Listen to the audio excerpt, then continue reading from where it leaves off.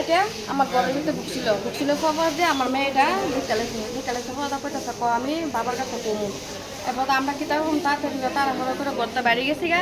এরপর আমাদের দুধ বস্তি লাগাই দিচ্ছে এরপর কিছু করতে পারছে না থেকে বাজার বাজার প্রস্তাব দেয় এরপর আমরা তাড়াতাড়ি করে ঘরটা বাড়ি গেছি গা অন্য জায়গা এরপর আইতা পারি বাড়ি করে আমরা গেছি গা এরপর মায়েরা 2 দিন পরে ওই একজনের মাঝে বাচ্চা যখন আইসে ওদের মায়েরা নিয়ে আসে অমল দাসের কপুরি ফাটি নেত্রীরা মিল্লা মায়ের অবস্থান করে ল্যাংটা করে রাস্তা দেখতে নিয়ে মারছে আমরা তো কোনো বিচার দিচ্ছি কোনো বিচারই পাই না পুলিশ কোনো এরেস্টও করে না আমরা কত টাকা বিচার দিয়ে রাখছি মায়েরারে মেয়েটা কার মেয়ে আমার মেয়ে 8 তারিখ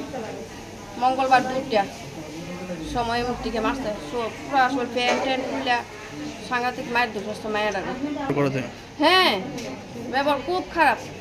যাইতারি না বাড়ি গরম কি দেয় আমরা যেমন না দিই ইত্যা অনেক কিছু করে এর কারণে থাউন জানা গেছি এলাকাবাসী তো হের কথা